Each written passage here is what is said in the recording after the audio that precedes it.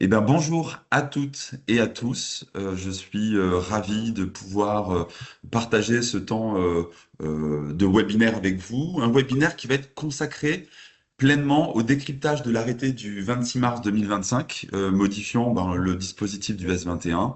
Et je voulais déjà vous dire un grand merci à vous tous pour votre présence très nombreuse déjà ce matin. Alors avec Nicolas Randria, qui se présentera, nous avons le Bonjour. plaisir de vous accompagner pendant à peu près 1 heure et demie pour faire le point sur cette actualité réglementaire qui, comme je l'ai déjà dit, elle est dense, elle est complexe et elle est surtout stratégique pour l'avenir du photovoltaïque en France. Alors, ce webinaire tombe plutôt bien, mais on n'a pas choisi la date par hasard pour tout vous dire, parce que hier après-midi, il y a eu une réunion ministérielle. Et donc, à travers ce webinaire, on aura le plaisir de pouvoir partager avec vous les toutes premières et dernières tendances autour de l'appel d'offres simplifié, qui s'annonce clairement comme un véritable tournant dans la structuration des soutiens au projet. Notre intention aujourd'hui, elle est assez simple, elle est de vous apporter le décryptage le plus clair, le plus opérationnel et actualisé pour que vous puissiez, vous, tout à chacun, anticiper les impacts concrets de cette évolution en fonction de vos projets et des différents segments sur lesquels vous êtes présent. Alors, durant ce webinaire, on va aborder différents points. Le premier, ça va être les objectifs et les évolutions des tarifs. Le second, ça va être les nouvelles règles P plus Q et les règles d'éligibilité. On abordera aussi ensemble les implications que vont avoir cette modification à court terme et à moyen terme.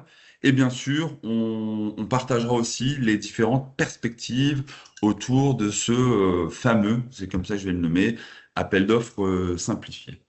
Vous avez la possibilité également de pouvoir poser vos questions tout au long du webinaire dans le chat et on y répondra au fil de l'eau et puis dans les temps d'échange prévus à la fin de chaque séquence.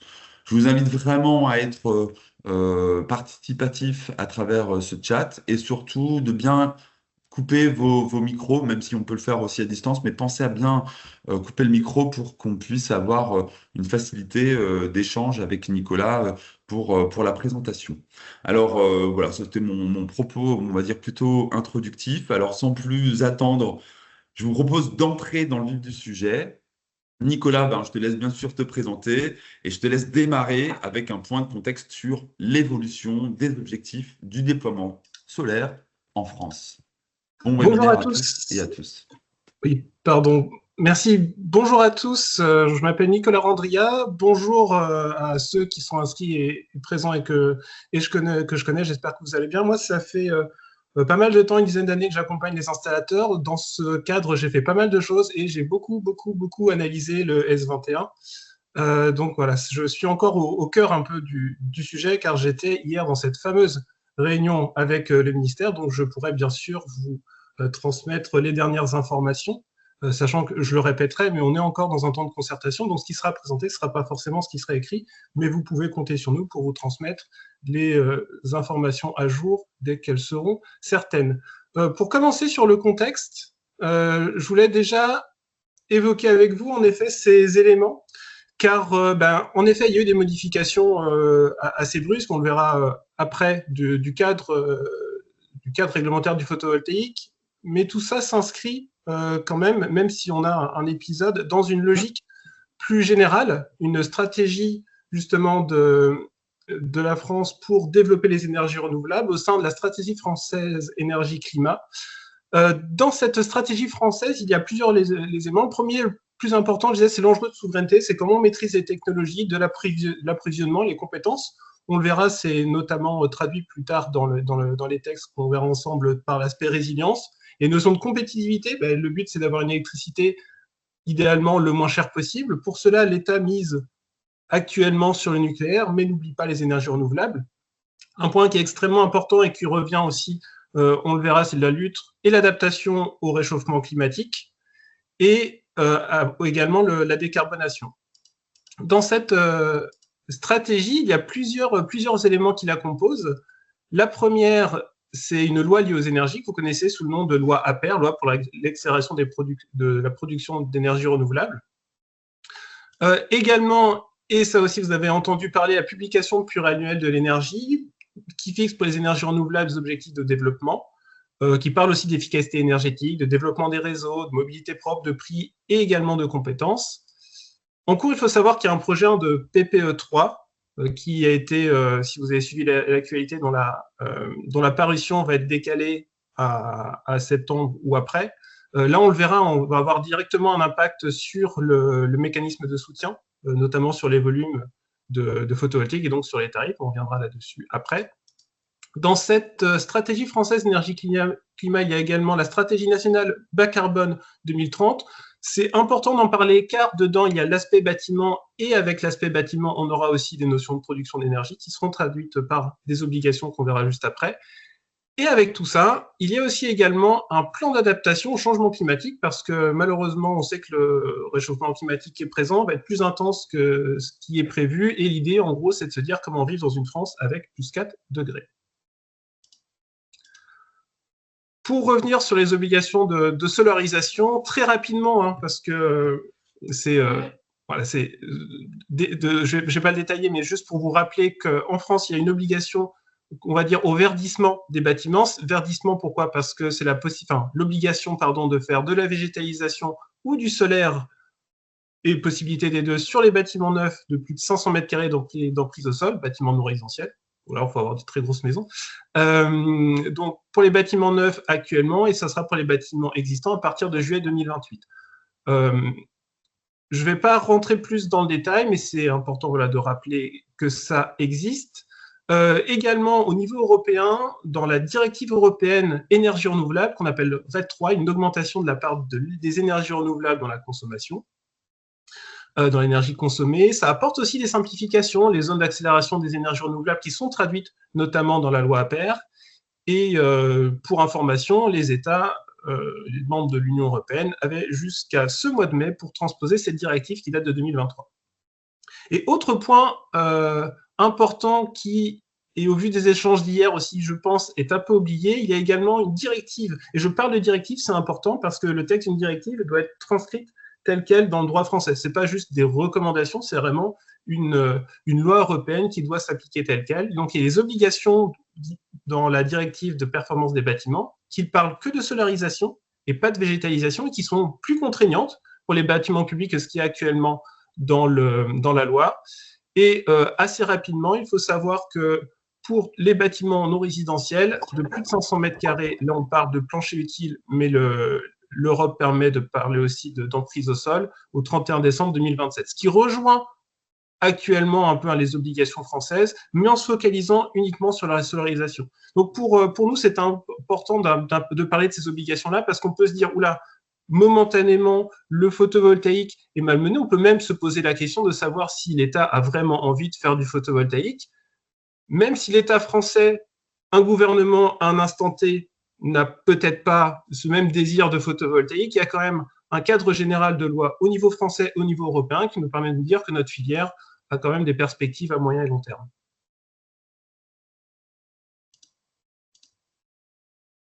Voilà pour cette partie.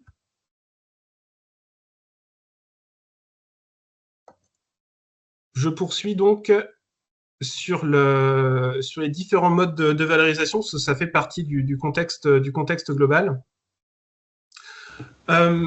C'était important aussi de vous préciser ça parce que actuellement, on va parler après dans le cadre réglementaire d'obligation d'achat. Donc, avec historiquement, on va dire un focus sur la vente de la totalité. Mais il y a d'autres possibilités et je pense que clairement le cadre réglementaire va nous forcer à réfléchir sur comment utiliser l'électricité autrement, et on va parler d'autoconsommation, mais pas que. Et donc ça, vraiment, c'est j'ai envie de dire des switches en quelque sorte que vous avez déjà mis en place ou dans vos entreprises, dans vos projets, mais qui sont importants à garder en tête. Donc, sur les modes de valorisation existants, donc sans utiliser l'électricité, vous avez bien sûr la possibilité de vendre la totalité, dans le cadre de l'obligation d'achat, de vendre à un tiers, à un consommateur, à un acheteur privé, ou de la vente par un agrégateur, qui va être en quelque sorte un collecteur d'énergie, vente sur les marchés de l'électricité. C'est important de parler de ce point-là parce que dans le cadre de l'appel d'offres simplifié, on va parler de complément de rémunération et là aussi l'agrégateur va être un acteur qui sera incontournable. On a bien sûr aussi la possibilité d'utiliser l'électricité. Dans ce cas-là, si on utilise l'électricité en totalité, vous le savez, ça s'appelle l'autoconsommation totale. Si elle est utilisée en partie, donc le surplus peut être vendu dans le cadre de l'obligation d'achat, il peut être partagé à proximité dans le cadre de l'autoconsommation collective, il peut être aussi utilisé plus tard. C'est ce qu'on appelle le stockage virtuel. Quand l'électricité est utilisée en totalité, on a aussi bien sûr la possibilité de renforcer l'autoconsommation totale grâce aux batteries. Et ce qui va vraiment être intéressant, j'ai envie de dire, c'est quand on passe sur des schémas utilisant justement sur site l'électricité et de la partager, mais là vraiment ça va nécessiter aussi d'avoir une étude, d'avoir vraiment une vigilance sur comment on utilise au mieux l'électron produit en fonction du moment auquel on le produit et au moment duquel nous on en aura besoin ou les personnes à proximité, les consommateurs à proximité avec lesquels on est lié peut-être dans le cadre d'une autoconsommation collective vont en avoir besoin. Par contre, vigilance, c'est que ces modèles ne sont pas forcément tous compatibles avec l'obligation d'achat. Donc ça, c'est des choses qu'il faudra avoir en tête. Et pour continuer sur ce cadre général, c'est important de se rappeler les principes de base sur lesquels fonctionne le soutien de l'État. Le premier, c'est que l'État, dans le cadre de cette stratégie française énergie-climat déclinée dans la PPE, se fixe des objectifs de volume. Il va se dire, je veux tant de gigawatts crête par an, par exemple de photovoltaïque, avec une répartition sur le sol, sur les grands bâtiments et sur les petits et moyens bâtiments.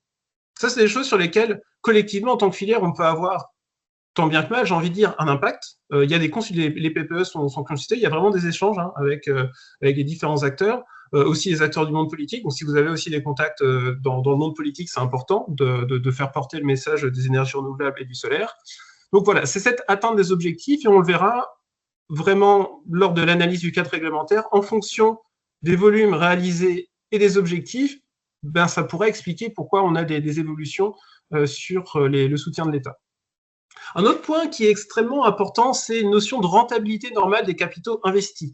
Pour ceux qui étaient là dans la filière en 2010 et qui ont vécu les tarifs d'achat à 60 centimes du kilowattheure, comprennent que l'État est maintenant très très vigilant sur ces aspects-là, c'est-à-dire que l'argent qui est investi dans le photovoltaïque n'est pas une extrême rentabilité.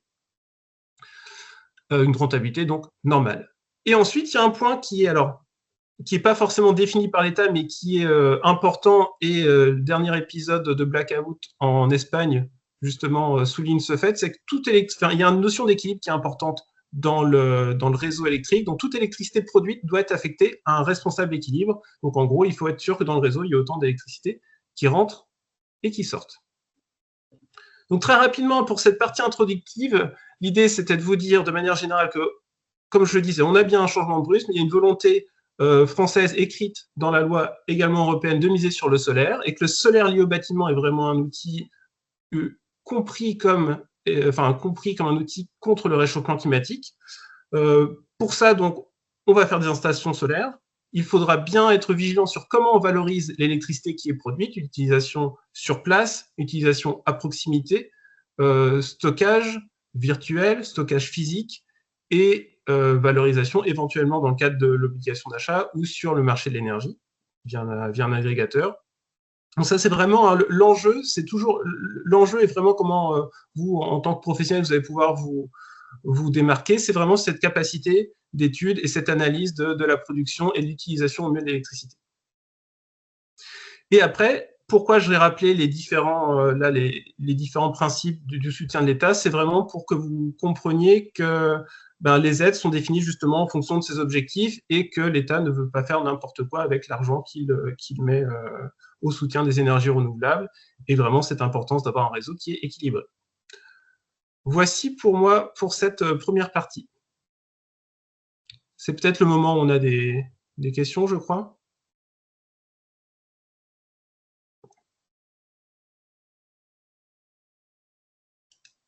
Je regarde. Non, c'est bon, là, Nicolas, sur cette partie-là. A priori, c'est bon. OK. Très bien.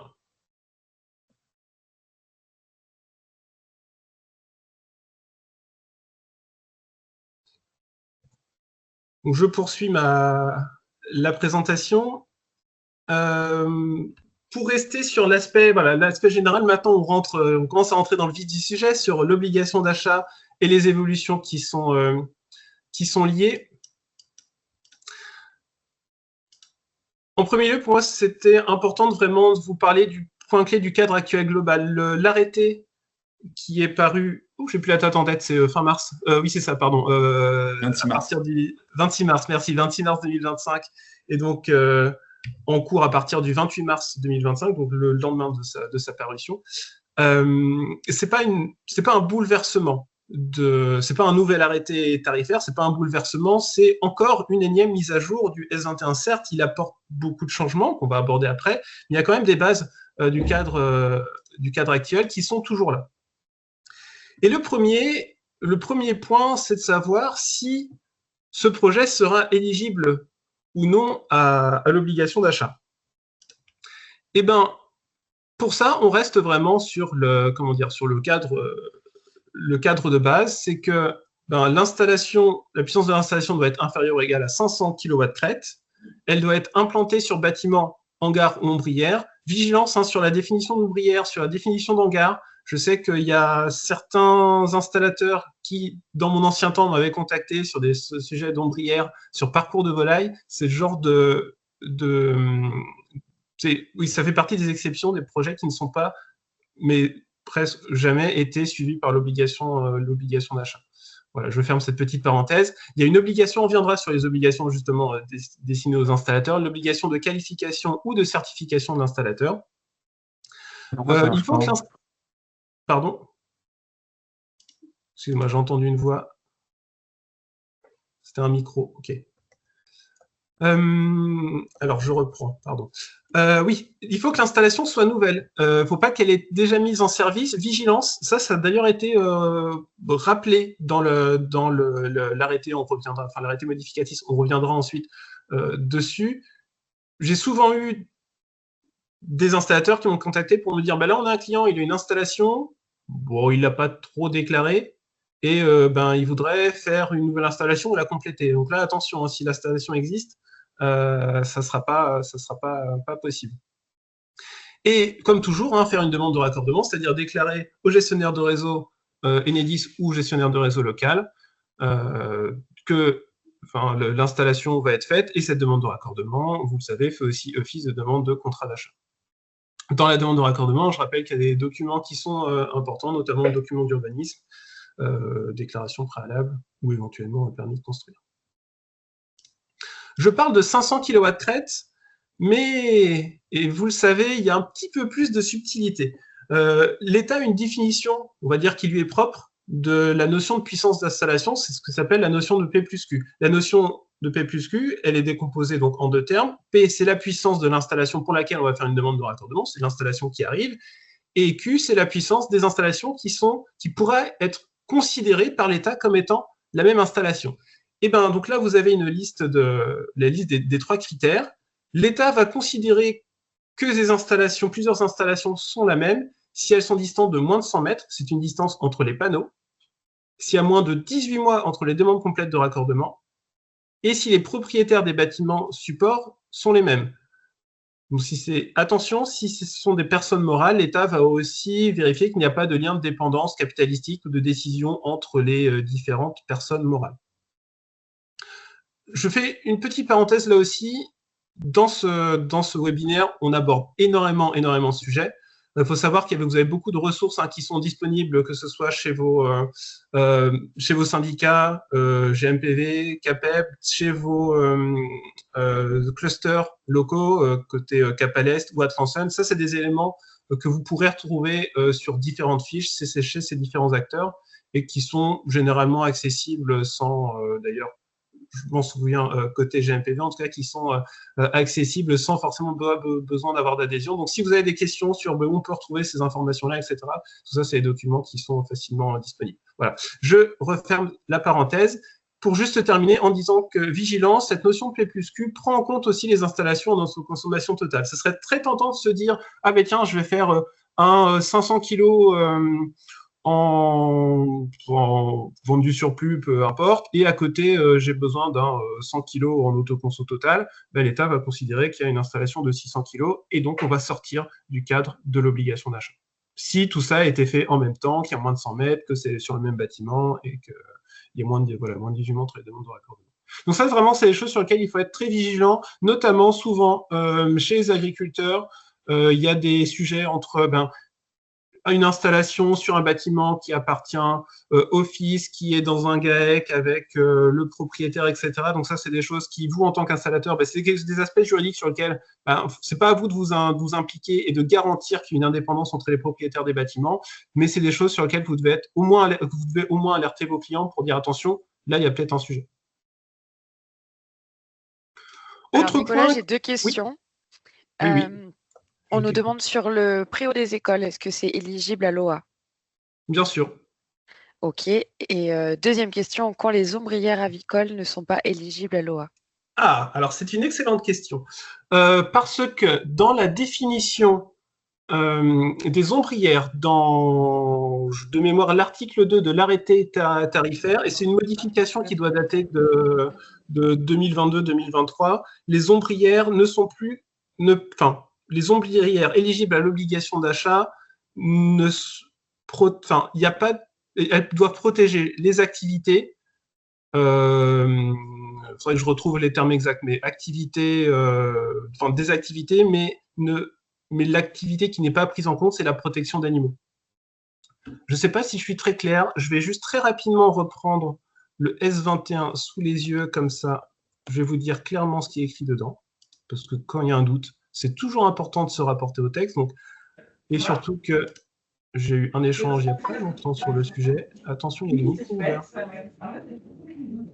Alors,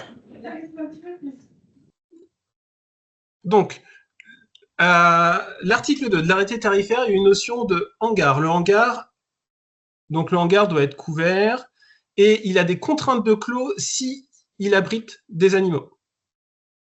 Donc voilà, donc l'idée de se dire je fais un hangar et c'est ouvert de tous les côtés et puis il y a des poules qui se baladent en dessous, c'est exclu de l'arrêté tarifaire. Et quand on regarde la définition de ombrière,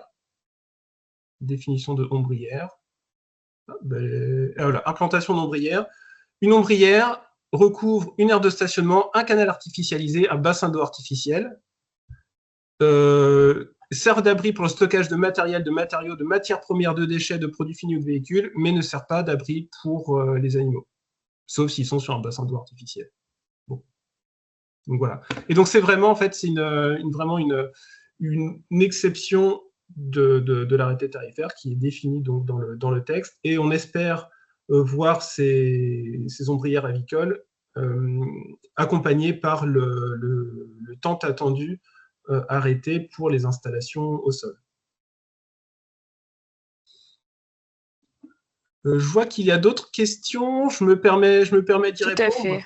Pour reprendre sur la question sur les préaux, peu importe le bâtiment.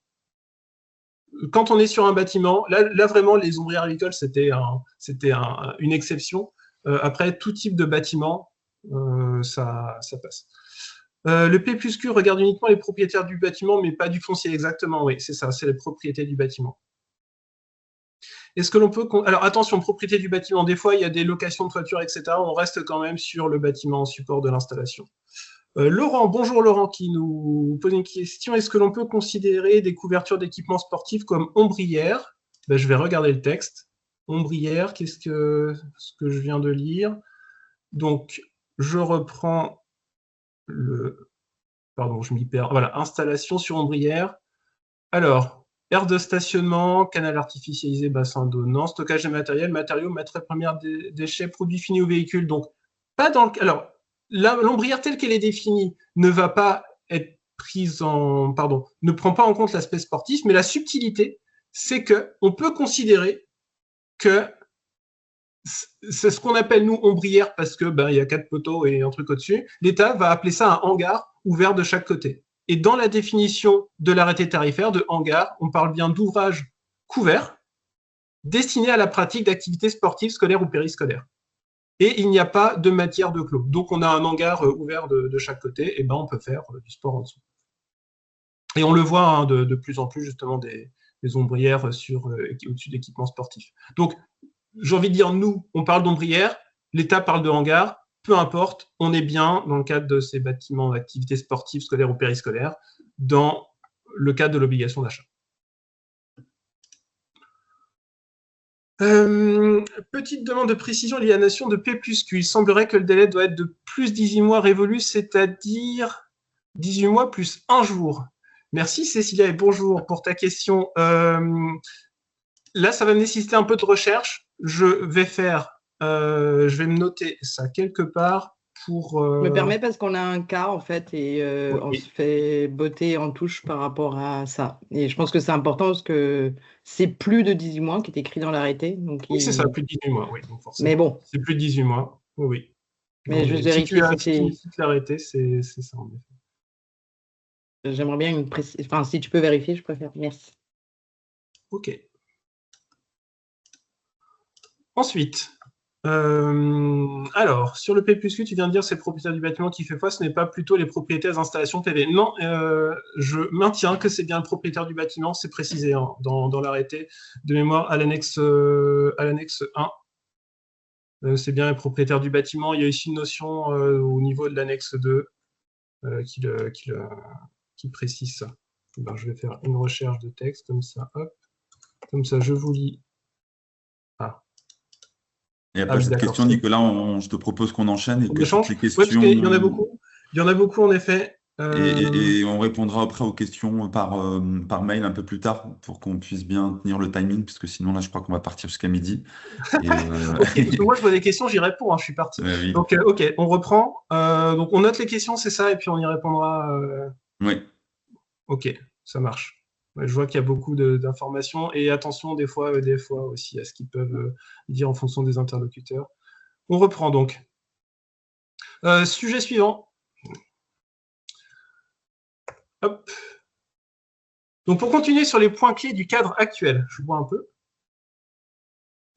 Très rapidement, les étapes importantes du projet, parce il y a eu quelques petites modifs, donc je tenais à revenir dessus. Hein. Vous savez, demande d'autorisation d'urbanisme, vous pensez que ça peut prendre un peu de temps.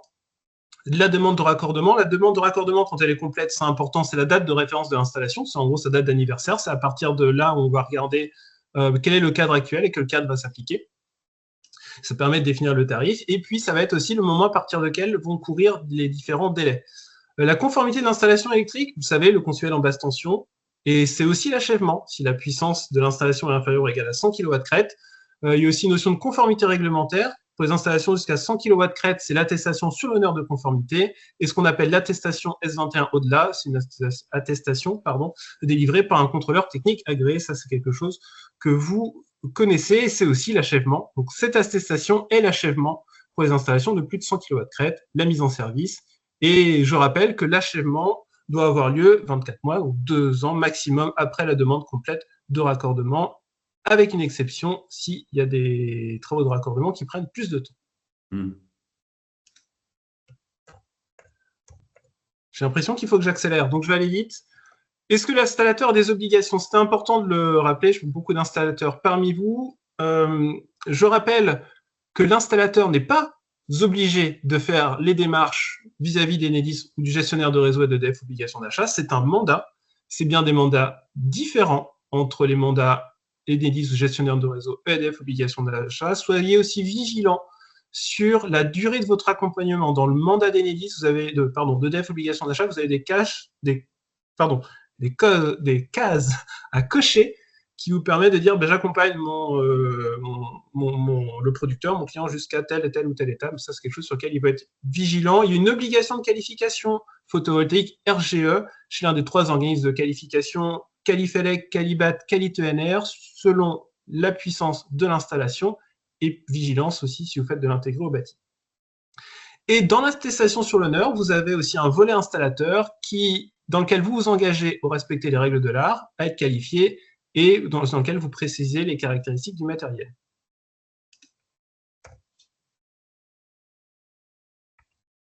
On passe aux nouveautés du cadre réglementaire. Alors, donc ça, ce sont les modifications qui sont apparues en mars. Donc, il y a eu ce rappel, comme j'ai dit tout à l'heure, que l'installation devait être nouvelle. Donc, pas d'installation existante qu'on raccorde, mais il y a maintenant la possibilité d'utiliser des équipements de seconde main. Apparemment, ça a été fait pour pouvoir réutiliser des onduleurs. Pour ceux qui seraient tentés aussi d'utiliser des modules qui ont déjà été utilisés un peu sur une autre installation avant, pourquoi pas. Après, ça dépend bien sûr de l'état des modules et ça dépend aussi de comment vous pouvez les associer au système de montage. Et là, un focus, et j'en parlerai peut-être qu'une fois, attention à ces aspects assurantiels si vous faites ça sur la partie module. C'était rappelé aussi que les installations en autoconsommation sans injection ne peuvent basculer après au contrat d'achat dans l'article 1.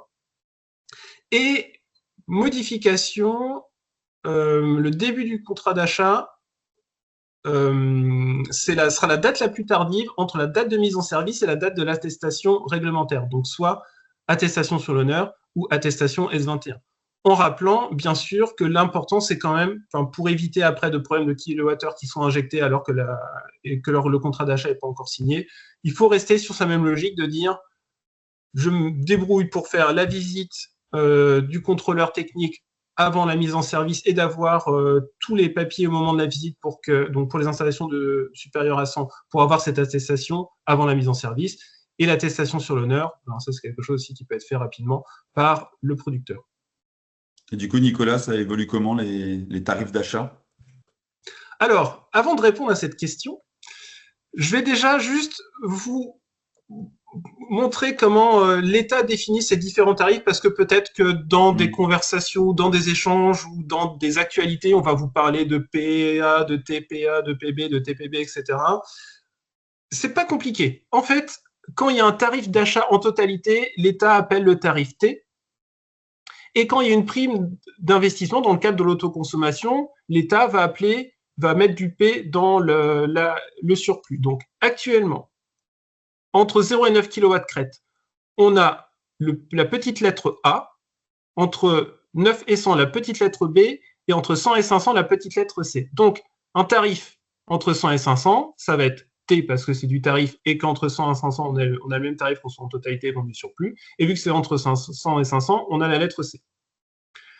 Et comme vous le voyez ici, on aurait un tarif de vente de totalité entre 0 et 9 kW crête, ça s'appellerait TA, T petit a. Malheureusement, il n'est plus là, c'est partie des premières évolutions. À la place, on a une prime investissement, donc P comme prime A, parce qu'on est entre 0 et 9 kW crête, et un tarif d'achat des surplus, donc le T tarif, qui est associé à la prime P, TP, A, entre 0 et 9 kW crête. Donc voilà, je voulais juste vous préciser ça. Et pourquoi on a cette évolution? Parce que vous avez été beaucoup trop efficace. Non, pardon, c'est que l'État, en fait, lui, c'est fixer des objectifs qui sont assez bas par rapport à une réalité, finalement, de besoin, de désir de solaire, et du fait que c'est aussi bien de pouvoir produire son électricité soi-même. Donc là, on voit clairement entre les demandes complètes de raccordement en bleu et les mises en service, mais qu'on a quand même un écart extrêmement important entre les volumes fixés par l'État et la dynamique du marché. Et donc, comme j'ai dit tout à l'heure, première règle de l'État, c'est de se dire, par rapport à nos objectifs, nous, on veut répondre aux objectifs. Et si les objectifs sont élevés, mécaniquement, on va faire évoluer, mécaniquement ou par évolution réglementaire, on va faire évoluer les tarifs. Quand je dis mécaniquement, normalement, c'est la dégressivité, on le verra après, qui va permettre de faire évoluer les aides en fonction des installations, de la puissance des installations qui ont été raccordées. Mais là, vu que ça s'emballe entre guillemets, moi je trouve que c'est juste une filière qui se porte bien, mais l'État trouve que ça s'emballe, donc a mis à jour ces tarifs. Donc on va le voir ici. Historiquement, jusqu'au 27 mars, on avait dans le cadre de la vente de totalité un tarif de 9,87 centimes d'euros par kilowattheure entre 0 et 3 kW crête, un tarif de 8,39 entre 3 et 9. L'évolution, c'est que maintenant, il n'y a plus de tarif d'achat en vente totale pour le particulier entre le 0 et 9 kW crête. Et donc là, c'est indiqué du 28 mars au 30 juin, mais c'est pas juste sur ce laps de temps-là, c'est à partir du 28 mars, sauf si tout d'un coup il y a une nouvelle modification, mais il faut pas rêver de choses comme ça. Il faut considérer qu'il n'y aura plus de vente de totalité chez le particulier. Pas d'aide au niveau national en tout cas. Sur la vente du surplus, on avait donc un tarif 12,69 centimes centimes d'euros par kilowattheure entre 0 et 9 kW crête. À partir du 28, on a une sacrée baisse. Maintenant, on a juste un surplus qui va être valorisé à 4 centimes du kilowattheure. Pour la prime à l'investissement, on avait une prime différente entre 0 et 3 kW crête, 3 à 9 kW crête. Et maintenant, on a la même prime de 80 € par kilowatt crête ou 0,08 € par watt crête. Petite question, Nicolas, on voit que l'objectif, il a quand même bien diminué et le 0,9, il est capé à peu près à 200 mégas à l'année. Si je fais une auto de consommation totale et que j'ai ma petite batterie et que du coup, je fais pas de vente de surplus et pas de vente du tout sur le réseau, est-ce que ça rentre dans l'objectif ou ça passe au-delà de ça? Ça va pas être comptabilisé. Ça ne devrait pas être comptabilisé par l'État dans ce cas-là. D'accord. Ok. Sachant que c'est une question à se poser. Hein. Est-ce que c'est par rapport aux démarches, par rapport aux bénéfices, prime à l'investissement surplus, est-ce que c'est pertinent de se dire je vais quand même faire les démarches pour essayer d'obtenir un peu de l'État ou finalement je fais mon installation et je déclare pas. Et dans ce cas-là, et c'est vrai que c'est un sujet qu'on n'a pas forcément pas prévu d'évoquer, mais il y a possibilité d'avoir une TVA réduite à 10% actuellement qui est dans le cadre d'une autoconsommation totale. Ok, très bien. Merci de cette précision. J'ai une autre question. Donc là, on a vu le 0,9. Moi, je veux bien que tu nous en dises un petit peu plus sur les mises en service pour le segment 9 à 100 kg. Ouais, mais avant ça, j'avais une question pour toi, figure-toi. Parce que moi, je vois quand même qu'on a une modification assez brusque sur le cadre. On voit vraiment que l'État veut réduire par 4, en gros, le volume. Et je me dis, on parle justement d'autoconsommation totale. En tant que distributeur, un distributeur, comment il peut accompagner les installateurs sur ces aspects-là? En ce qui nous concerne, c'est surtout de pouvoir, comme on le fait aujourd'hui, déjà d'accompagner à travers des webinaires et puis pour donner de l'information la plus fraîche possible. Et le 2, c'est d'être vraiment en veille très active sur tout ce qui est innovation et avec un gros focus sur le stockage, la batterie aujourd'hui, que ce soit aussi bien sur le résidentiel et le CNI, qui est un vrai levier, d'autant plus avec ces modifications d'arrêté et d'AOS. Voilà, c'est les deux points majeurs. Il y en a plein d'autres, mais je ne vais pas énumérer tout ce qu'on peut faire. On pourra le faire de manière individuelle. Et donc, tu parles de CNI, je t'en prie, tu parles de CNI, donc si ma mémoire est bonne, c'est commerce et industrie. Donc, on arrive en effet sur un segment un peu plus supérieur, le 100-500. Donc, les mises en service sur le 100-500, comment ça se porte? Plutôt bien, là, pour le coup. Pour le coup, les objectifs et les volumes, volume objectif et ce qui se fait en mise en service, voilà, on est raccord. Donc, il ne devrait pas y avoir de modifications par rapport au tarif d'achat. Il y a quelques évolutions quand même. Donc, j'en ai parlé juste avant, cette prise d'effet du contrat à la date la plus tardive entre la mise en service et la date de livraison des attestations sur l'honneur. C'est, on va dire, un peu de flexibilité qui est apportée parce que ça arrive que des fois, on se retrouve avec une attestation sur l'honneur, en tout cas un contrôleur technique qui nous demande des documents et que du coup, ça dépasse la date de mise en service. Mais c'est pas forcément un truc à se dire, finalement, il faut rester vraiment sur ces mêmes logiques de je fais le nécessaire pour tout avoir de prêt et tout avoir finalisé avant la mise en service. Et justement, pour simplifier ça, le producteur n'a pas d'obligation d'envoyer l'attestation sur l'honneur de l'installateur à l'acheteur obligé, mais il doit la conserver. Et Et un point important, et on reviendra dessus après, la dégressivité est maintenant sur les primes et les tarifs. Avant, la dégressivité était uniquement sur les tarifs de vente de totalité et sur les primes dans le cadre de l'autoconsommation. Et maintenant, enfin, dégressivité, indexation, mais dégressivité aussi, c'est sur l'ensemble. Et donc, par rapport aux tarifs, comme je disais, donc là, on est bien sur la partie B, c'est-à-dire entre 9 et 100 kW crête pour les tarifs d'achat en totalité, TB, et pour les primes et tarifs d'achat des surplus, donc PB et TPB. Donc, ce tableau récap, qui est oui, d'ailleurs, une autre question. Il nous vient d'où ce tableau, Mickaël? Voilà, c'est toutes ces sources, pour être transparent, c'est des sources qu'on a pu partager avec Espul, dont on est mécène et on a créé un partenariat pour une durée déjà de 3 ans, qui nous permet de pouvoir bénéficier du brillant travail qui est réalisé par cette association et nous, d'une certaine manière, de les soutenir. Donc, voilà, on n'a pas la prétention de réinventer la roue, mais de se servir sur les très bonnes compétences qu'on a sur le territoire et de pouvoir le diffuser et le partager avec vous, notamment aujourd'hui. Et je vois notamment qu'il y a quelqu'un, et je le remercie, qui a partagé un lien vers photovoltaïque.info. Espul est centre de ressources, gère le centre de ressources qui produit entre autres photovoltaïque.info. Donc, pour en revenir sur ce tableau, donc vous voyez l'historique jusqu'au 27 mars. Et sur la gauche, on a gardé, je vous affiche toujours la partie 0 à 9, mais vous remarquez que sur le 900, ça ne change pas. Donc, bien sûr, à partir du 30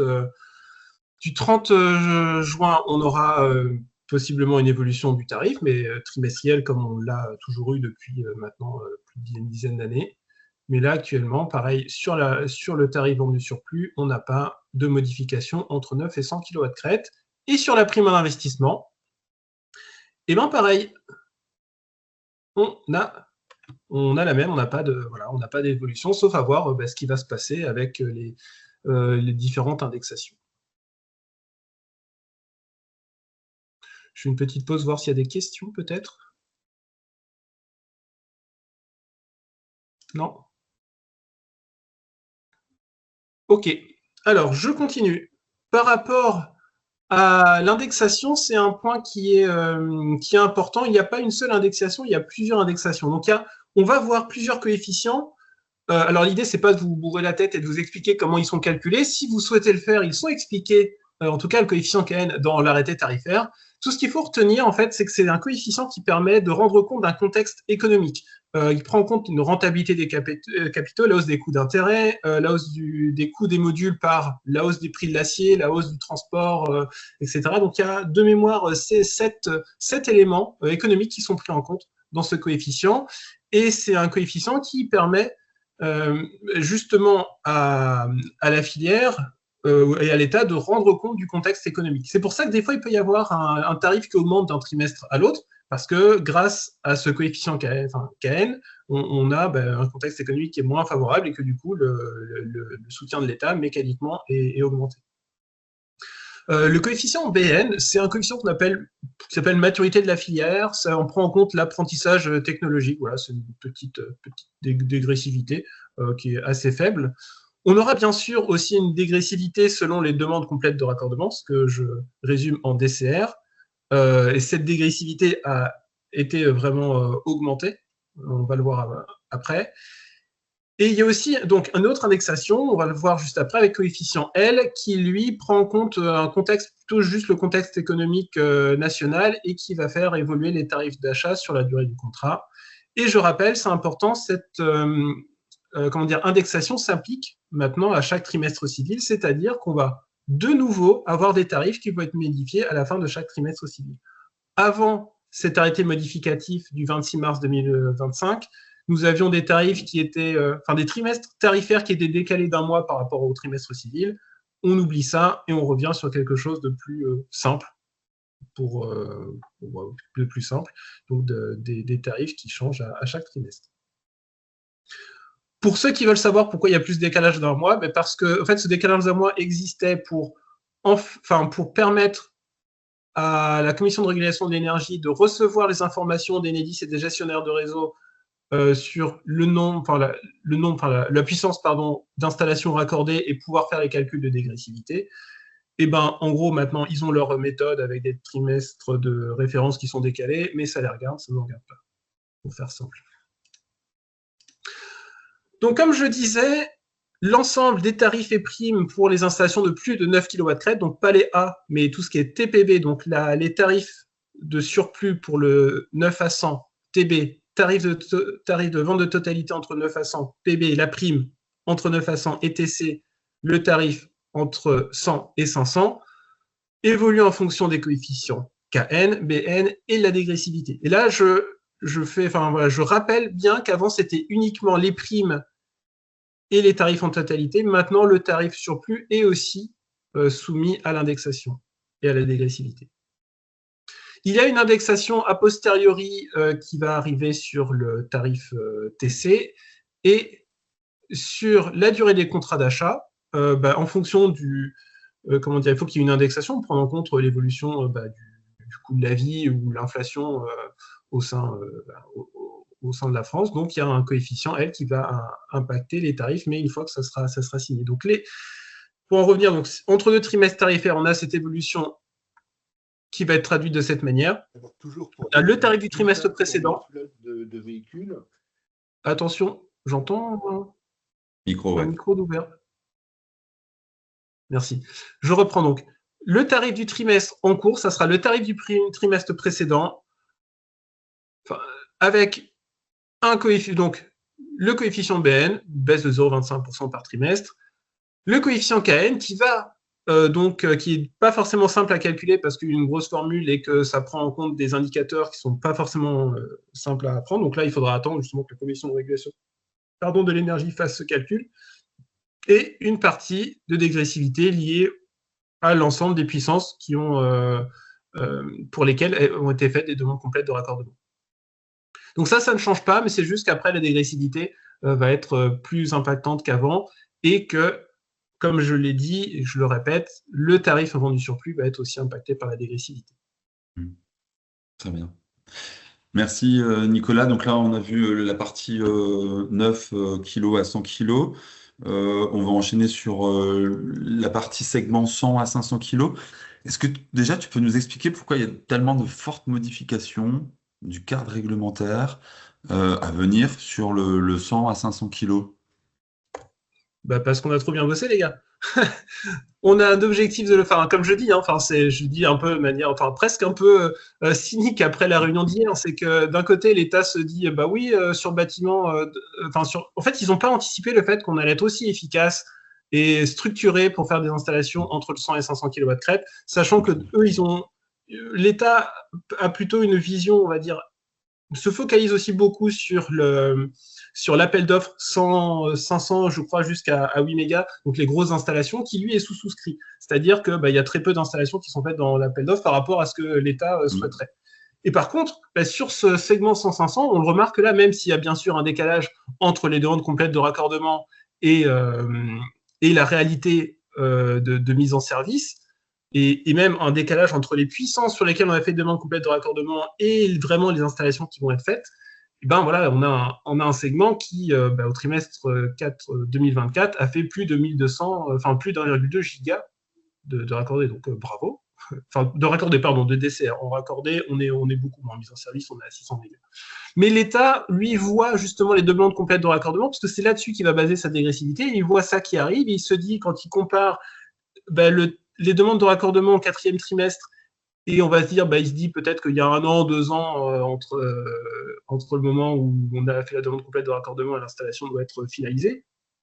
Il se dit que là, toutes ces installations et demandes complètes de raccordement, ça va arriver, ça va être mis en service et il va falloir sortir le portefeuille pour les aider. La réalité est un peu différente, c'est ce qu'on aurait essayé de leur expliquer, qu'il y a quand même un taux de perte des installations, mais c'est difficile à évaluer. Il y avait une tentative, et c'était le cas jusqu'à justement cet arrêté modificatif, de prendre en compte uniquement les conventions de raccordement signées, parce que ça permettait d'être selon l'État, d'être au plus près de ce qui va réellement se faire. Mais quand même, il y a un décalage, je crois, au moins quelques mois entre les conventions de raccordement signées et de pouvoir avoir les chiffres. Donc, c'était trop compliqué pour l'État. Donc voilà, d'où les évolutions à venir, parce que là, une surperformance, comme ils le disent, de ce segment. Et il y a aussi une modification qui est peut-être un peu plus politique. Alors, il y a un contexte aussi général où l'État cherche à faire des économies un peu partout. Et il faut savoir que la Direction générale énergie-climat, donc qui construit le cadre, enfin en tout cas qui est, on va dire, avec nous pour construire le soutien au photovoltaïque, est maintenant rattachée au ministère de l'économie, qui porte bien son nom, pardon, et donc avec, je pense, aussi une modification de cette logique où on n'est plus côté environnement, mais on est côté économie. Et je pense que ce qu'on voit actuellement, c'est aussi lié à ça, et avec une implication toujours de la direction générale, le DGE, Direction générale de l'économie, je crois, qui est présente autour de table lors des temps d'échange, et qui a tendance à nous rappeler qu'on fait trop de photovoltaïque et que ça va coûter cher. La réalité, bien sûr, est différente. On connaît l'impact positif, que ce soit pour l'environnement, la planète, ou même économique, les retombées économiques du photovoltaïque. Mais voilà. Donc, pour ces différentes raisons, on a donc malheureusement ces modifications. Donc, les modifications, un contexte réglementaire qui va en effet être, assez différent, on va le voir. En attendant, un appel d'offres simplifié qu'on abordera dans la troisième partie. Excusez-moi, je me perds un peu dans mes différents onglets de présentation. Voilà. Donc, d'un côté, on va le voir, on a des tarifs qui vont évoluer. On a toujours un plafond 1100 kWh par kWh par an, avec une injection au-delà à 4 centimes par kWh. Juste pour expliquer ce plafond, c'était une manière pour l'État, lors de la dernière modification, de prendre en compte les disparités régionales. En gros, 1100 kWh par kWh par an, c'est comme une installation qui produit, on va dire, au niveau de la Loire. Et les installations qui, avec un meilleur ensoleillement, finalement, auront un tarif qui sera, un plafond qui va être rapidement dépassé, donc finalement un tarif moins intéressant au-delà. En exemple, si on a une installation de 200 kW crête, chaque année, l'État lui achètera les 220 MWh produits à ce tarif qui sera défini, et s'il produit plus, le reste sera à 4 centimes. Entre 100 et 500, il y a aussi une tolérance pour la date de début du contrat d'achat. Je l'ai dit tout à l'heure, là c'est le cas, entre le moment où on aura l'attestation de conformité délivrée par le contrôleur technique. Peut-être que j'en ai parlé sur le 900. 900, on est bien sur l'attestation sur l'honneur. Je rappelle, l'attestation sur l'honneur de conformité, c'est entre 0 et 100 kg. Au-delà, c'est une validation par un contrôleur technique agréé. Voilà. Et je rappelle, attention, il y a toujours une incertitude sur les kilowattheures qui seront non valorisés entre la mise en service et la date de début du contrat d'achat, et une notion de responsable d'équilibre qui n'est pas forcément simple à trouver, parce que normalement, c'est EDF, obligation d'achat, qui fait responsable d'équilibre au moment où le contrat est signé. Donc là, je rappelle encore, gardez la même logique, faites le nécessaire pour avoir votre visite et votre attestation du contrôleur technique prête avant la mise en service. Et donc, voici ce que ça donne actuellement. Donc ça, c'est ce que ça donnait jusqu'au 27 mars.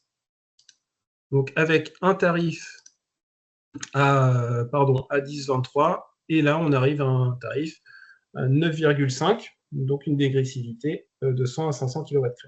Moi, sur cette partie-là, je veux bien que tu nous expliques les termes un petit peu scientifiques, le Kn plus le Oui. P sur Kn, s'il te plaît. En effet, c'est vrai que je l'ai abordé un peu rapidement tout à l'heure. C'est aussi une indexation. Rappelez-vous, je vous l'ai dit, le KN, ça permet de prendre en compte le contexte économique global et même le coût d'évolution, le coût de l'acier, coût du transport, donc coût d'évolution des modules, mais pas que, parce qu'il y a aussi un aspect économique qui est pris en compte. Et cette indexation peut être favorable par rapport au tarif d'achat. Et donc l'État se dit, vu qu'on a un contexte économique qui évolue parfois brusquement, et on l'a vu malheureusement ces dernières années avec les notions de difficulté à s'approvisionner, aussi une hausse forte des coûts des transports, et l'État se dit, Je vais essayer de rendre compte de ça aussi au moment de la mise en service, c'est-à-dire que cette indexation va se mettre en place, enfin, on va modifier l'indexation si l'installation est mise en service dans les deux premiers trimestres qui suivent la demande de raccordement. Alors, sur un 100-500, je pense que c'est pas forcément évident. Après, vous y arrivez peut-être, mais à avoir une mise en service au bout de 6 mois à peu près après la demande complète de raccordement. Mais en tout cas, l'État donne cette possibilité en disant, ben là, actuellement, on a un contexte, c'est peut-être, voilà, on a un contexte économique au moment où vous faites la demande complète de raccordement. 6 mois après, ça aura peut-être vachement changé. Et donc, dans ce cas-là, on vous permet de modifier l'indexation. Donc, on divise par cet index KN qui correspond à l'index de la demande complète de raccordement, et on multiplie par le coefficient qui correspond au trimestre de la mise en service. Voilà. J'ai été assez clair. C'est pas forcément évident à expliquer. Je pense que tu as hoché la tête, Mickaël, donc je poursuis. Oui, pour moi, c'est, mais bon, c'est vrai que c'est des notions qui sont pas forcément simples à digérer, mais on pourra le réexpliquer peut-être par écrit en répondant aux questions. Oui, et puis on diffusera le replay, donc comme ça permettra de revenir dessus. Et puis on rappelle aussi que sur photovoltaïque.info, tous ces éléments-là sont aussi très bien expliqués. Donc là, on a parlé de la vente de totalité. Qu'en est-il de la vente du surplus? Je rappelle que c'est exactement la même chose. On a bien toujours le même tarif, vente de totalité et vente de surplus, au-delà de 100 kg. Et pour la prime à l'investissement, pour ceux qui ont suivi les tableaux d'avant, vous savez qu'il n'y a pas de prime à l'investissement pour 100 et 500 kW. Ensuite, concernant les questions que peuvent souvent se poser en ce moment les installateurs et qui est légitime, c'est de se dire, OK, là on a des tarifs avant l'appel d'offres simplifié, mais qu'en est-il à la fin du trimestre? Alors oui, bien sûr, l'obligation d'achat, c'est précisé à l'article 1 de l'arrêté tarifaire, et précisé aussi dans l'arrêté modificatif. L'obligation d'achat va se maintenir jusqu'à l'ouverture de la première période d'appel d'offres. Mais par contre, il va y avoir une dégressivité qui va être quand même assez importante et qui va dépendre des demandes complètes de raccordement. Et étant donné... Pour bien comprendre, Nicolas, on va dire dans la normalité, on devrait avoir un appel d'offres simplifié qui devrait être mis en œuvre à partir du 1er juillet, mais qu'on n'arrivera pas, certainement pas à mettre en œuvre. Donc, comme il ne sera pas encore présent et qu'il n'y aura pas l'appel d'offres simplifié, il y aura toujours le système actuel sur le 100-500. En revanche, on va avoir une forte dégressivité, probablement. Exactement, ouais, c'est ça. C'est vrai que l'État peut-être s'attendait à ce que ce soit simple.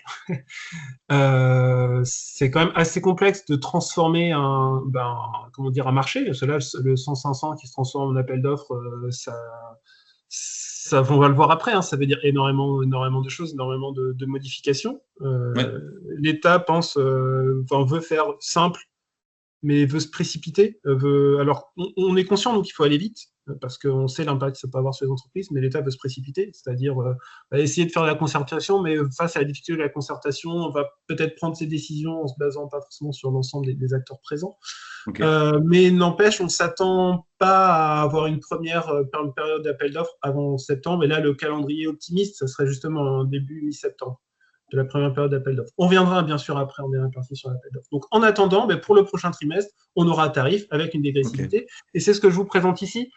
Si il y a 1 giga de déclaré en raccordement, sachant que c'était un peu le rythme qu'on a présenté c'est ce qu'on aura.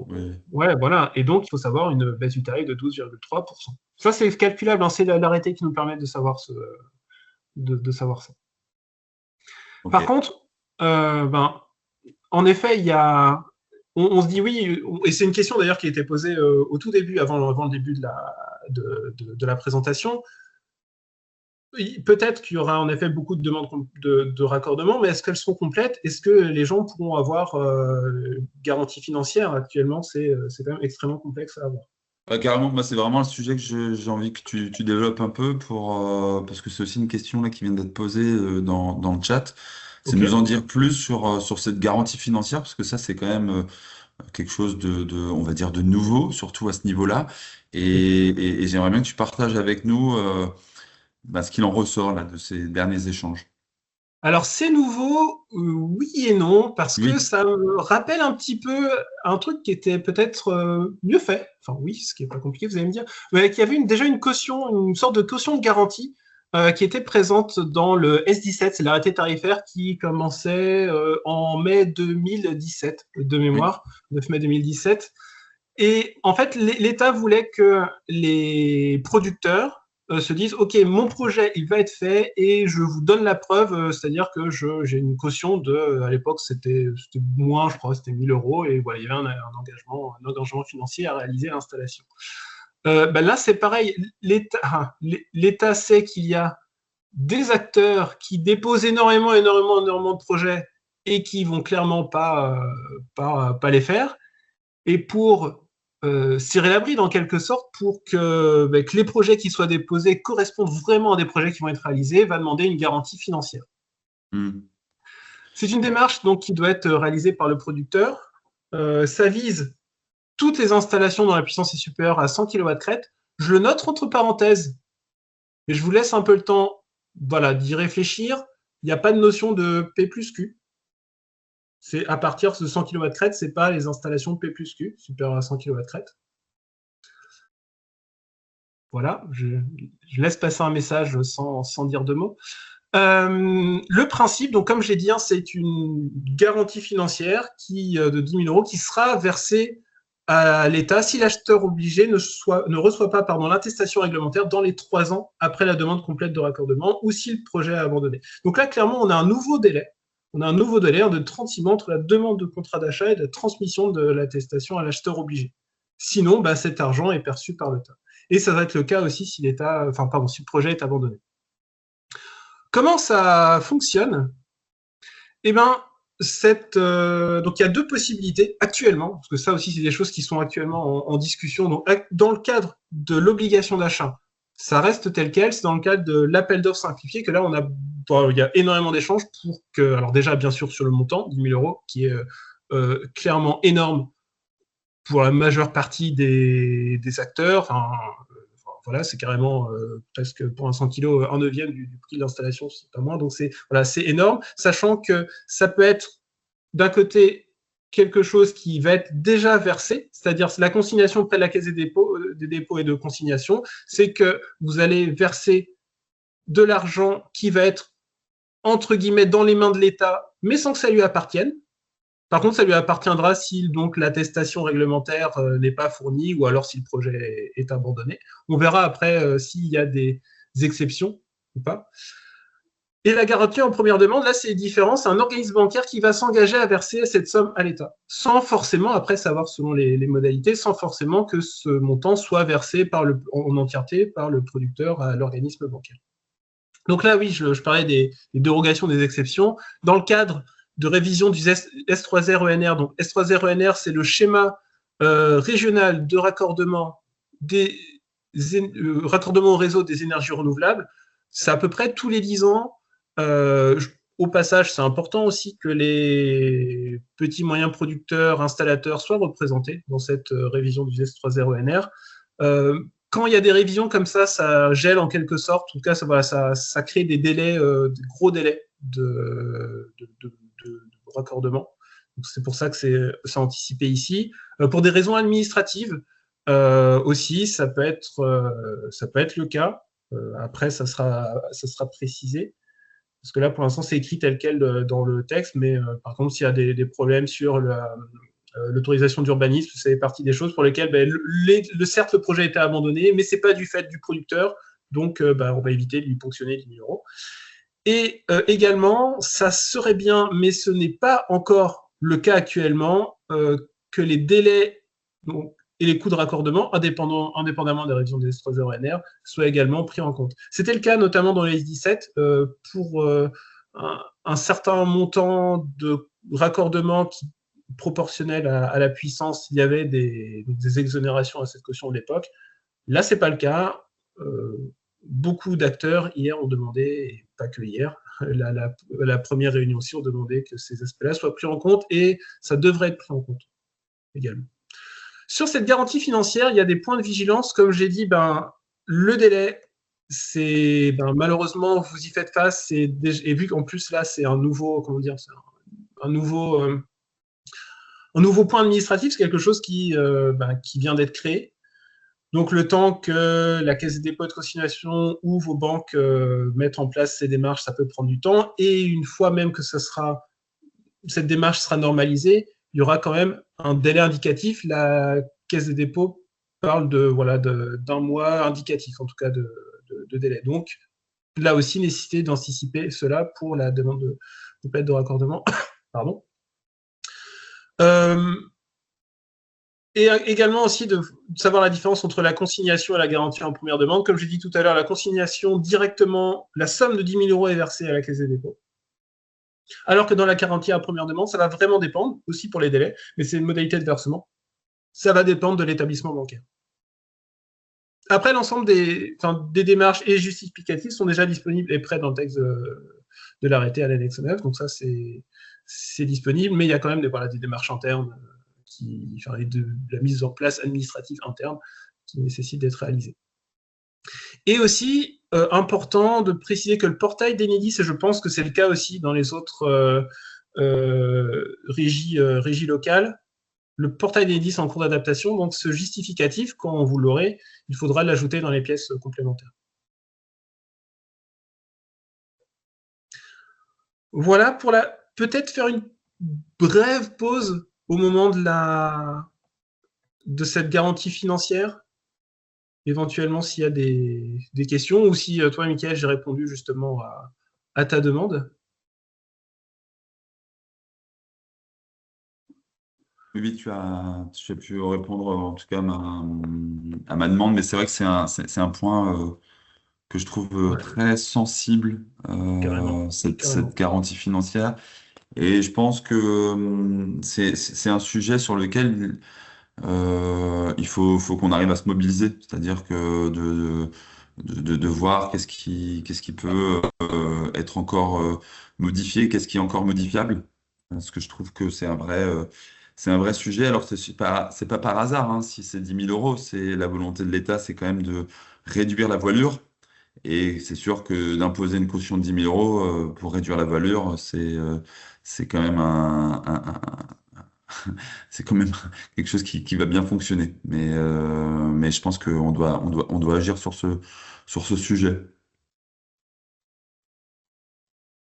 Tout à fait. Tout à fait. Et hier, il y avait quand même beaucoup d'acteurs qui étaient mobilisés contre GMPD, CDPF, L'Alliance solaire des territoires. l'Alliance solaire des territoires, donc Atlanseul, Cap à l'Est et les autres acteurs. Donc Normandie Énergie, notamment, regroupés il n'y a pas que d'ailleurs, quasiment tous les clusters maintenant, clusters régionaux, sont au sein de l'Alliance solaire des territoires.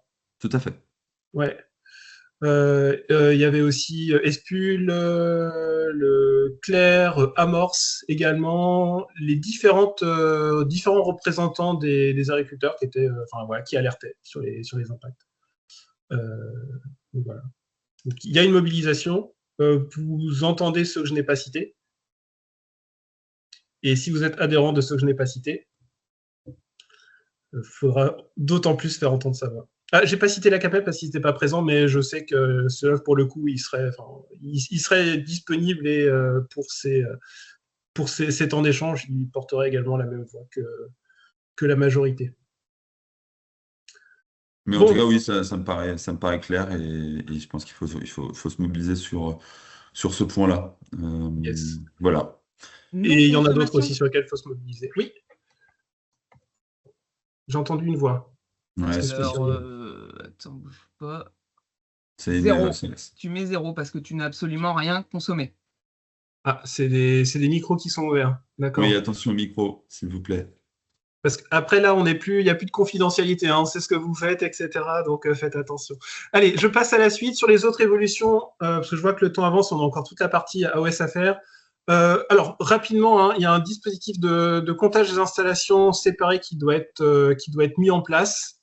Alors, parce que comme ça, c'est possible, je rappelle, hein, c'est possible d'avoir une augmentation de puissance avec un seul acheteur obligé, étant donné que là, dans le cadre du complément de rémunération à venir, c'est possible qu'on ait des acheteurs obligés ou des responsables d'équipe qui soient différents. Et donc, c'est pour ça qu'il faudra compter le surplus et de savoir à qui l'affecter, à combien il va être rémunéré. Et attention, hein, sur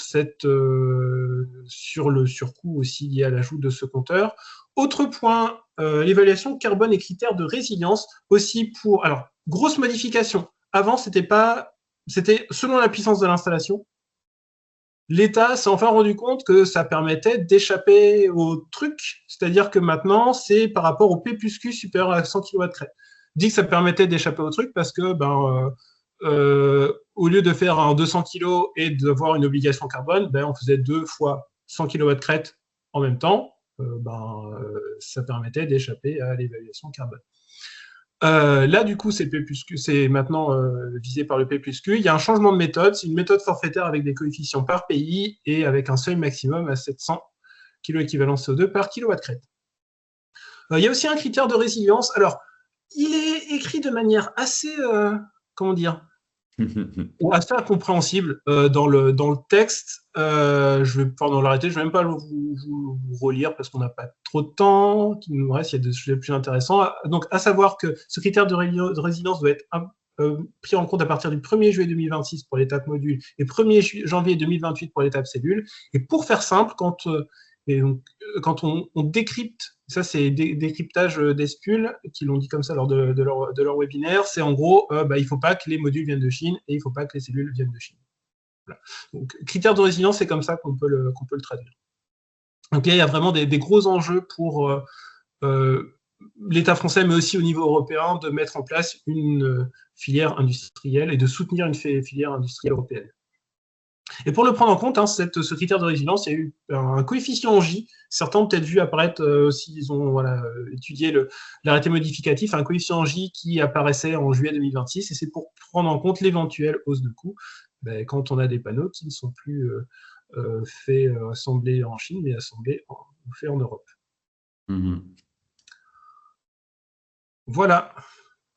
Bon, je crois qu'on peut passer au dernier point avec l'actualité la plus récente. La plus brûlante, carrément. Nicolas, toi, tu as participé hier après-midi à la réunion ministérielle, notamment parce que on fait partie d'un groupe de travail concernant l'appel d'offres, a priori, soi-disant simplifié. Que tu peux nous dire de ce qu'il en ressort, sachant qu'on est bien d'accord que rien n'a été encore défini. Oui, avant ça, je pense que c'était juste important de revenir brièvement sur les différences entre obligation d'achat et appel d'offres. Okay. C'est malheureusement, clairement sur le 100-500, il y a encore assez peu d'acteurs, et c'est normal, qui sont habitués, ou en tout cas qui connaissent le mécanisme de l'appel d'offres.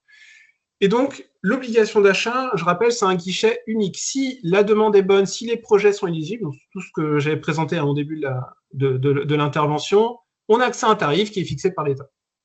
L'appel d'offres, c'est un concours. Et là, c'est un concours, en gros, ça sera le moins 10 ans qui a plus de chances de gagner. C'est-à-dire que c'est celui qui va dire, moi, je veux le moins d'aide possible, qui sera aidé par l'État. On a un concours vraiment qui va dépendre uniquement du prix de soutien qui va être demandé par les lauréats ou par ceux qui participent à cet appel d'offres. Okay. Et là aussi, la candidature se fera sur une plateforme en ligne, donc on reverra après. Donc, vous envoyez vos dossiers de candidature, la commission de régulation d'énergie en fonction des volumes et des conditions, des critères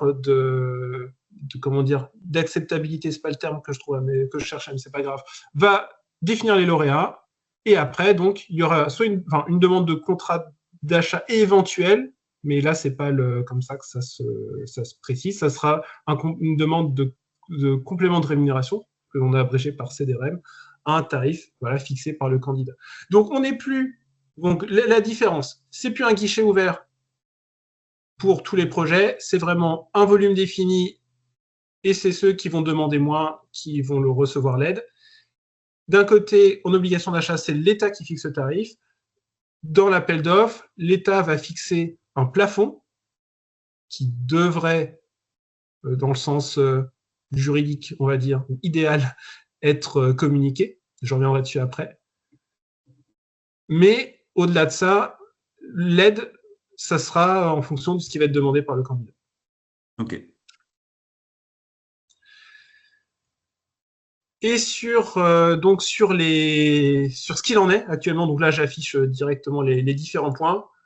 Donc comme on l'a dit, il y a une consultation en cours des ensembles des acteurs de la filière au sens large, car il y a également des producteurs qui sont présents. Il y a eu beaucoup de représentants des agriculteurs et c'est très bien parce que malheureusement ils sont un peu malmenés par ce projet d'AOS. On parlait de la caution, on parlait même de cet aspect, concurrentiel. On l'a dit, la première période est prévue en septembre. L'appel d'offres simplifié va viser les mêmes installations que dans le S21, des installations donc, de 100 à 500 kW crête, donc des ombrières, c'est comme tout à l'heure, bâtiments, ombrières, hangar, avec la petite vigilance toujours sur les ombrières avicoles. Attention, pour l'instant, ces installations ne sont pas divisées par famille. C'est un vrai sujet, parce que ça, c'était des choses qu'on demandait, c'est-à-dire qu'il y ait quand même un appel d'offres pour la partie ombrière, parce qu'on sait très bien que la rentabilité sur les projets d'ombrière, c'est quand même pas la même que sur un projet plutôt classique en toiture, sur du bac acier, la tôle. Ouais, ça, c'est pas un point que je trouve positif. Non, pas du tout. Et je me permets de dire que parce que je l'ai en effet rappelé hier. J'ai donné des chiffres qui nous ont été transmis par des installateurs. L'État nous dit oui, on vous entend, renvoyez-nous des chiffres, alors que nous, on avait demandé un temps de consultation. Il y a eu plusieurs groupes de travail et des temps d'échange aussi entre ces ces deux principaux groupes de travail, ces groupes plutôt de restitution entre l'ensemble des acteurs et les différents organismes de l'État. Clairement, côté CDPF, on va transmettre on a déjà transmis une consultation, mais si vous avez des informations chiffrées sur les surcoûts liés aux ombrières, aux ERP, aux ICPE, tout bâtiment qui va être de fait, vu que c'est un concours et que c'est en gros les bâtiments les moins chers, pour faire très simple, qui vont être soutenus, tous ces bâtiments qui ont un surcoût, clairement, oui, ça va créer des problématiques. Donc cet aspect bâtiment, clairement, les gens qui sont, même s'ils comprennent bien les choses, qui sont au ministère, même si on leur explique à un instant T, au bout de 3-4 ans, les équipes se renouvellent, donc il faut à nouveau leur expliquer les choses. Et là, on sent que ça, c'est quelque chose qui est malheureusement pas compris. Il y a le lien aussi qui est fait avec les différentes obligations. Ces bâtiments ERP, ICPE, comme j'ai dit tout à l'heure, ils sont visés par des obligations. Mais si je vois mal un maître d'ouvrage attendre les résultats d'un appel d'offres solaire pour pouvoir déposer son permis de construire. Donc, il va se tourner soit vers de la végétalisation ou vers les exceptions qui existent. Donc ça, clairement, il faut être, c'est ça, solidaire et renvoyer vraiment de l'information à vos représentants pour que ces infos soient transmises au niveau de l'État. Parce que même si là, actuellement, ce que je présente, c'est clairement pas satisfaisant, il y a quand même on se dirige quand même vers une analyse d'un an de cette première mouture de l'AOS pour après continuer de reconstruire un cadre qui sera plus adapté aux vrais besoins de développement pérenne du photovoltaïque. Okay. Je reprends sur les différents de ce qui est prévu. On est toujours sur du contrat de 20 ans. On a toujours un plafond de 2100 heures. On a malheureusement uniquement pour l'instant que du complément de rémunération à partir de 100 kg. Là aussi, on a alerté là-dessus. Donc peut-être que l'État, là en tout cas, ouvre la possibilité à sortir l'autoconsommation dans l'obligation d'achat, mais d'ici 2026. Le prix plafond était prévu comme étant non communiqué, mais étant donné que tout le monde a râlé autour de la table, il devrait être communiqué. Ouais, comme j'ai dit, la notation. Ouais. Comme je dis, la notation. Tout à fait. Ok, super. La notation sera que sur le prix. Il y aura un petit critère carbone qui devrait arriver en 2026, mais ça, c'est en cours. Voilà. Clairement, l'État veut veut simplifier, veut aller vite, mais ne se rend pas compte qu'en simplifiant et en considérant que tous les bâtiments sont les mêmes, tous les bâtiments se ressemblent, ça va vraiment impacter négativement le monde du bâtiment, le monde de la construction et aussi le monde du solaire. Un point qu'on a mis en avant ici, c'est que la résilience avant était prévue comme étant prise en compte dans la notation, mais c'est devenu un critère d'éligibilité. En gros, si vous n'avez pas, si vous avez des panneaux qui sont, c'est comme ça que l'État le souhaite, assemblés à partir de 2026 en France ou fabriqués avec cellules comprises à partir de 2028 en France. Lapsus, en France et en Europe, ça sera... sans ça, on ne pourra pas prétendre à l'appel d'offres. Donc clairement, c'est aussi quelque chose qui est fait, et on a beaucoup parlé, pour soutenir les projets, notamment carbone et holosolisme, qui sont des projets de Gigafactory, donc de grosses fabriques de panneaux qui sont prévues en France. Sur les étapes de la démarche, la première, mais là encore, malheureusement, on a cette consigne. Alors, malheureusement, oui et non, parce que vu qu'on est encore dans un espace de discussion, parce que là, l'arrêté tarifaire, on ne peut plus le discuter. Il est paru, donc la consignation à 10 000 €, elle est là. Cette obligation d'achat va se transformer en appel d'offres, et là, on a la possibilité de discuter justement sur cette consignation ou garantie bancaire sur le montant. On a rappelé l'énormité du montant, on a rappelé que c'était quelque chose qui n'était pas du tout adapté à des petits moyens producteurs, agriculteurs, pour les collectifs citoyens, pour les collectivités. Donc normalement, les collectivités devraient pouvoir avoir des exonérations de cette caution, parce que quand une collectivité décide qu'elle va faire une installation solaire, clairement, c'est pas quelque chose qui est déposé juste pour voir et pour éventuellement le faire après. Il y a pas de, et pareil, côté installateur, il y a quand même très peu de taux de chute des projets. Et s'il y a des taux de chute, c'est lié à peut-être des problèmes de financement côté producteur, peut-être des délais de raccordement, des coûts et des délais de raccordement qui sont juste pas possibles. Mais ça, malheureusement, face à nous, on a eu un syndicat, notamment, un ou deux, qui ont rappelé qu'il y avait... en effet, c'est vrai que quand on met en place des exceptions, il faut quand même cadrer les exceptions, mais qui ne souhaitaient pas voir d'exception à cette caution. Bon, en tout cas, pour l'instant, elle est précisée, il faut bien l'anticiper, c'est la première étape. Avec cette caution, cette consignation, cette garantie bancaire, on peut candidater sur le site de la CRE via un formulaire en ligne. Le CRE, c'est la Commission de régulation de l'énergie. Après, donc, instruction, désignation des lauréats. Le lauréat peut ensuite déposer la demande complète de raccordement. Comme actuellement, il y aura aussi une vérification de l'organisme de contrôle ensuite, la signature du contrat et enfin la levée de la garantie financière. Sur les volumes, actuellement, ce qui est prévu annuellement, 1,4 gigawatt crête jusqu'en 2027 et ensuite à peu près 2 gigas. C'est moins que... 1,4 giga, j'ai l'impression que c'est les DCR là, qui sont faites actuellement, DCR trimestriels. Donc là aussi, on est sur une forte baisse du volume. Il y a la question de prendre en compte une partie du volume de l'appel d'offres bâtiment au-delà de 500 kW crête qui est souscrit. Les modalités sont discutées, mais on voit clairement qu'il y a, et là pour le coup, tous unis, acteurs qui étaient présents de la filière en disant nous on veut quand même pouvoir faire du volume, et l'État qui dit oui, mais c'est compliqué. Et l'État, lui, actuellement, c'est encore en discussion, envisage un volume trimestriel entre 170 et 192 MW.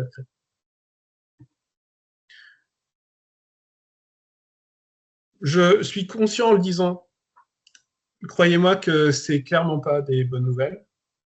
La bonne nouvelle, c'est qu'il y a quand même, en tant qu'acteur, selon où vous avez adhéré ou qui vous suivez ou au collectif auquel vous appartenez, vous êtes quand même entendu, soutenu, vos paroles sont répétées, et j'en ai eu la preuve, et on l'a fait hier, pour justement montrer du doigt tout l'impact, c'est même pas des imperfections, c'est des incohérences, ou c'est même des, je sais pas comment dire, tout l'impact qu'auront ces décisions de caution, complément de rémunération à partir de 100 kg pour la filière.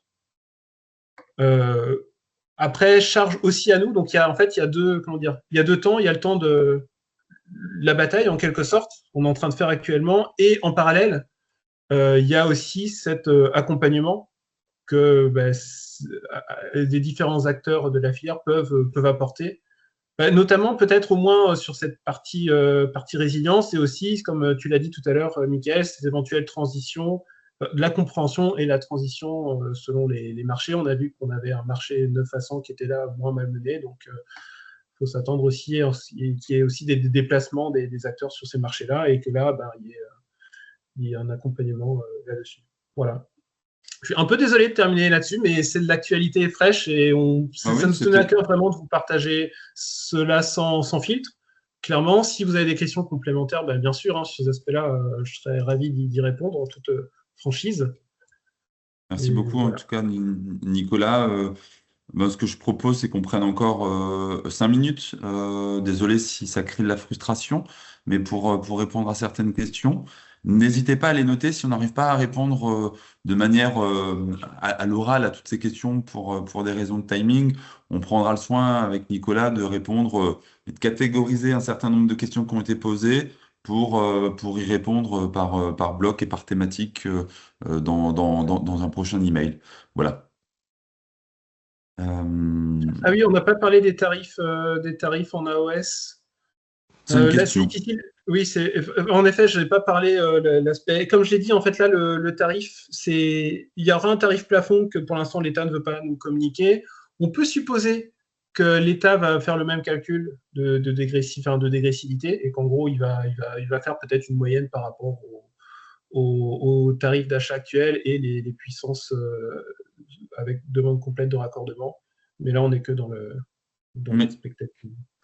Alors, il y a une question qui vient d'arriver qui n'a pas rien à voir avec l'AOS, pour reprendre les termes de Mélissa, concernant la TVA 5,5 au mois d'octobre.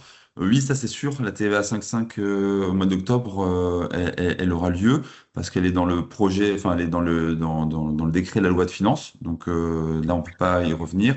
Les conditions, ça c'est un peu plus mystérieux Oui. pour le moment. En effet. Alors, rappelez-vous, et je pense, vu qu'on est sur une TVA réduite, ça sera les mêmes conditions que pour la TVA réduite à 10%, après avoir, parce qu'en effet, dans la loi de finances, il parle aussi de conditions liées à la durabilité, à la performance environnementale. Je rappelle qu'il y a quand même une TVA à 10% pour toutes les installations d'autoconsommation chez le particulier.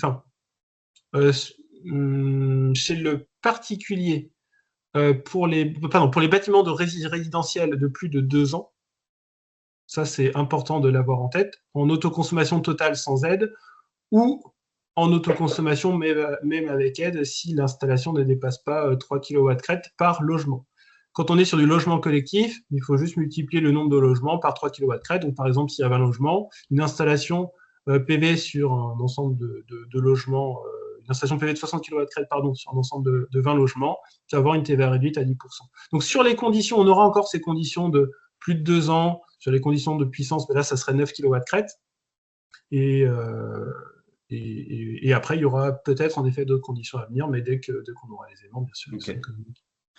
En autre question intéressante, enfin elles sont toutes intéressantes, mais là c'est est-ce que pour répondre à l'AOS, est-ce que l'entreprise doit être ISO 9001 et 14001?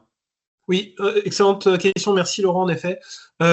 C'était quelque chose qui apparaissait, qui est présent sur l'appel d'offres bâtiment 500 et au-delà. Ce n'est pas le cas sur le 100-500 et on sera extrêmement vigilant pour que ça ne soit pas le cas parce qu'il y a quand même déjà beaucoup de freins à l'accès et beaucoup d'inégalités sur ce projet d'appel d'offres, pas qu'ils nous rajoutent ça en plus, quoi. Bon, je parle avec un peu d'émotion là, mais parce que... Une question un peu où j'ai pas moi la réponse, mais c'est Michael Sabaro. Si une caution est déposée au nom propre et qu'ensuite une structure est créée pour exploiter la centrale PV, exemple d'un agriculteur, est-ce qu'il n'y a pas un risque d'avoir des difficultés potentielles de récupérer la caution? Oui, en effet, ça a été évoqué hier et là, pour l'instant, l'État a entendu la question et va se pencher sur le sujet.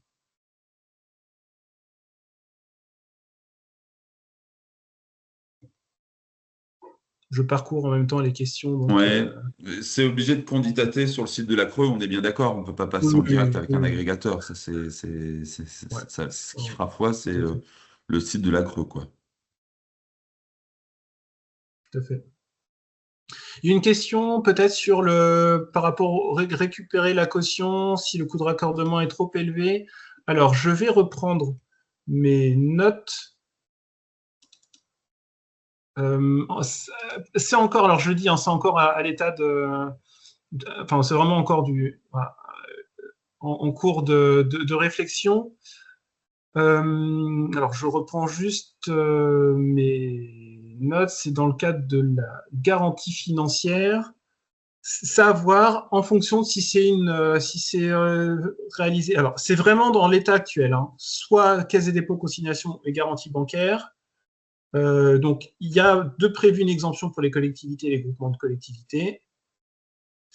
Et je regarde mes différentes notes. Pour l'instant, il y a en effet possibilité d'exemption si le raccordement est élevé, mais pas forcément si on passe par la Caisse des dépôts de consignation. Alors, c'est un peu, enfin, en fait, il nous explique que ça risque d'être compliqué, etc. Mais c'est vraiment une partie des choses sur lesquelles on est très, très, très, très, très, très vigilant. Ok.